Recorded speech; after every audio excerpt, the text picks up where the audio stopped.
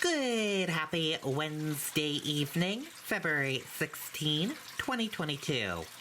I'm Riley King. Welcome to this Wednesday evening edition of the Riley King Newscast, right here on the Riley King Network. We have a lot of news to get to this Wednesday evening, so let's get started right now. First up, details about internal DCYF review regarding Harmony Montgomery to be released next week, AG says. Let's take a listen to that video from WMUR News 9. Here's a song about a brawny paper towel. When a little Van Gogh draws on your door, or a little bit of dew drops from your smoke. Of all the things that have been talked about in this case, it's how for 2 years nobody's seen this little girl. Executive Counselor Ted Gatsas pressing for answers and accountability at the Executive Council meeting in Concord. And Governor, I applaud you for certainly dropping a dime on the state of Massachusetts. It's not an easy task, but we've got to find out what happens. The governor called for an internal review at DCYF of the handling of Harmony Montgomery's case, while DCYF has remained mum on if the child was even in their system, citing strict confidentiality laws. I know Joe Ribson and the team at DCYF have completed a significant portion of the internal, I don't know if we're calling it an internal review. Attorney General John Formella confirmed that by next week, parts of the review approved by the DOJ will be made public. In Manchester, Police Chief Aldenberg hosted a Facebook Live event today, fielding questions about bail reform and speeding on Maple Street. But most of the questions were about Harmony. We're working it around the clock. I must say that's true and that's sincere. The case remains a top priority for everybody working the case, so hopefully we'll be able to provide some updates here in the near future. And the chief says to date, 650 tips have come in on that tip line. He is adamant that someone out there knows something, and he says it's high time for them to work up the guts and come forward with that information. We're live in Manchester this evening. Amy Cavino, WMUR News 9. Okay, and there you go on that video and that report.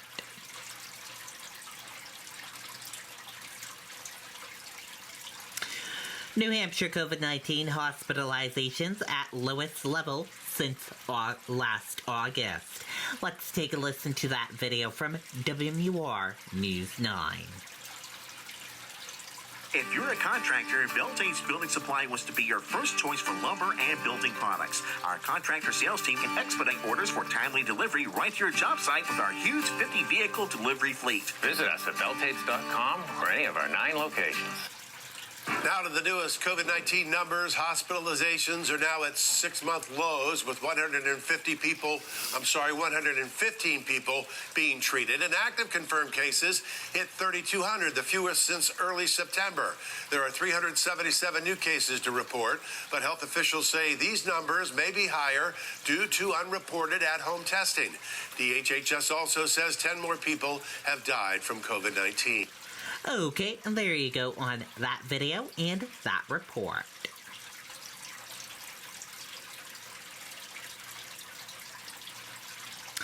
Portsmouth City Council to consider plan to allow outdoor dining over a long term. Let's take a listen to that video from WMUR News 9. What does it take to be the best? It takes guts. Portsmouth's restaurant scene has expanded outdoors for much of the past 2 years. I think it's great. It feels like a patio party for all the restaurants in the city. Restaurants like Cure say outdoor dining has been a lifesaver through the pandemic. 20 additional diners able to sit at tables in parking spots where vehicles sit today. The owner chef says the need has not gone away. The price of everything across the board has inflated, from food costs to labor costs. We really need those seats to keep in the green. Like many New Hampshire towns and cities, Portsmouth diners responded well to having that outdoor space. And later this week, the Chamber Collaborative here will work to come up with a draft plan to continue it long term. Which has worked really, really well and created a lot of vibrancy in our downtown. Now there is the challenges of parking, and it's not a perfect system, but it's definitely a positive for the community and something we're really hoping to see. As a council, we're always looking at making sure that all businesses are represented and have a voice, not just restaurants. And so we're talking to retailers, we're talking to people that own commercial space, we're talking to office people. Jo Kelly owns Cup of Joe. She's also Portsmouth's assistant mayor. Making a more pedestrian-friendly downtown is always one of our #1 concerns. And so for me, this just is an easy segue into that. Now, the City Council will vote on it on Tuesday. The city manager says if it passes, the city is poised to support it and will continue to be thoughtful about addressing the needs of everyone impacted. And the City of Manchester is kicking off a grant program for small businesses today, and that includes restaurants. These are all ways to try to sustain this important part of our economy. Reporting live in Portsmouth, Jennifer Crompton, WMUR News 9. Okay, and there you go on that video and that report.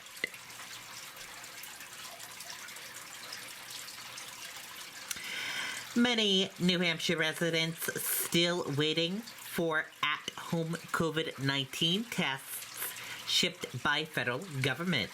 Let's take a listen to that video from WMUR News 9. At home with Robert, retired burglar and family man. Setting up Simply Safe Home Security was...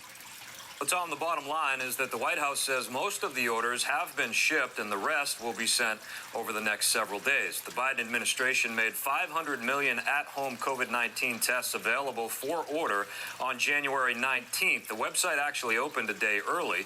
The expectation was that those who ordered tests would receive them by the end of January. But here we are in mid-February, and many of our viewers have emailed, called, and responded on Facebook saying they have yet to receive their test.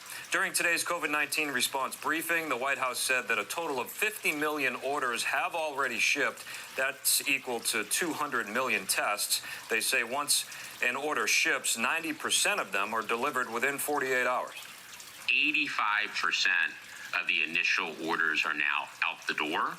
And in the next several days, we will complete the shipping of all of the initial orders. Now, the United States Postal Service has a help desk set up to address the issue. It's a recording essentially saying that orders are being shipped as the Postal Service receives tests from the manufacturers. That help desk line is 1-800-ASK-USPS. Live in the studio, Jason King, WMUR News 9. Okay, and there you go on that video and that report.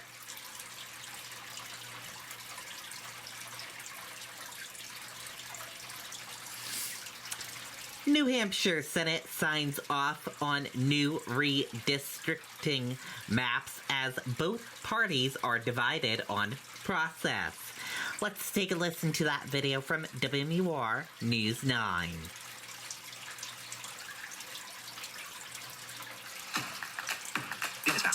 Whoa. Sorry, you probably didn't catch all that. Well, as you can see... Meeting in distanced fashion in the House chambers, the New Hampshire Senate signed off on new political maps for both bodies of the state legislature. Applying constitutional and statutory requirements, this legislation divides the 24 districts into substantially equal parts. While they don't get the most attention, these maps will go a long way to deciding who gets elected over the next decade. This is probably one of the most important pieces of legislation that we're going to vote on today and for some time, because this is a process that we do only once every 10 years.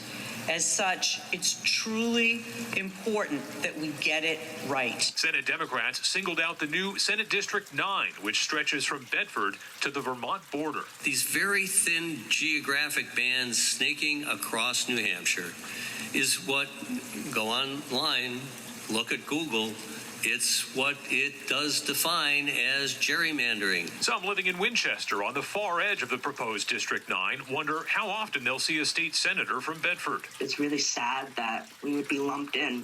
We're already pretty much in the dark over here on this side of the state, and we just don't feel that we're going to get any representation by moving us to District 9 at all. Senate Democrats offered their own maps, which were rejected. Republicans turning the tables on them, saying their interpretation of which towns should be in which districts was unfair. It just doesn't look good to me. Chester, Danville, Sandown, Kingston. We don't ever mix with people from, not that they're not the nicest people in the world, but they're a different region, Northwood and Nottingham. In Concord, Adam Sexton, WMUR News 9. Okay, there you go on that video and that report.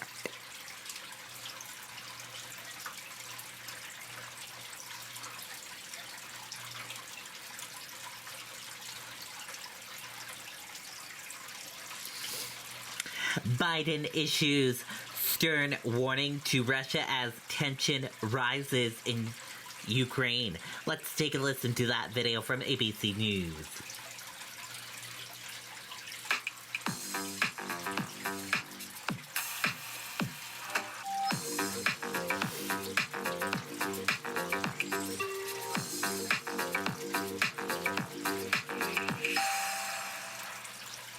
President Biden addressed the American people after Vladimir Putin claimed that some Russian troops are being withdrawn from the border, raising hopes of a diplomatic solution to the crisis. President Biden also warned a Russian invasion of Ukraine remains a distinct possibility and that Americans will have to be prepared to pay a price if that happens. Our chief White House correspondent Cecilia Vega starts us off. Good morning, Cecilia.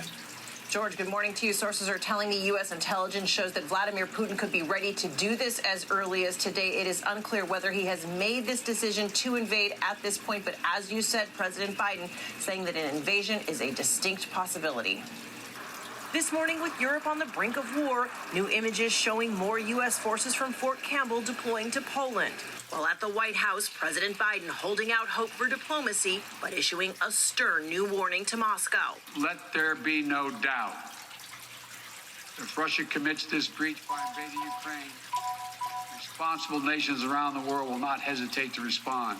Russia claims it has pulled back some troops from Ukraine's border, even releasing this new video claiming it shows forces leaving Crimea. But so far, the U.S. has seen no evidence of a withdrawal. We have not yet verified the Russian military units are returning to their home bases.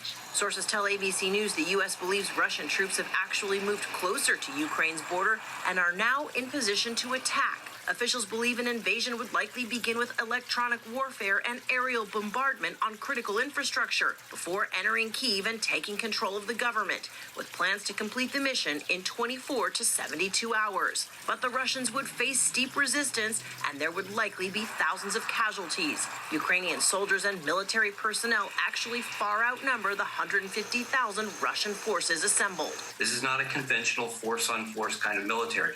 This will be involved taking over a large country with huge cities. So the task in front of the Russians, if they decide to invade, is going to be terribly bloody and terribly costly. It's not like this is going to be a cakewalk. President Biden warning that if Putin does go through with an invasion, there will be consequences for Americans here at home. I will not pretend this will be painless. But the American people understand that defending democracy and liberty is never without cost. Now, the pain that the president is referring to there, the White House says we are talking about potential higher prices at the gas pump if Russia goes through with this invasion. The president also aiming his message directly at the Russian people, saying you are not our enemy. And George, of course, directly at Vladimir Putin, saying that if he invades, the world will not forget that Russia chose needless death and destruction. Cecilia Vega, thanks very much. Well, hey there, GMA fans. Okay, and there you go on that video and that report. And that does it for this evening edition of the Riley King Newscast, right here on the Riley King Network. I hope you all have a great rest of your evening, and I'll see you back here tomorrow for another newscast. Thank you for tuning in and watching. Good night and goodbye.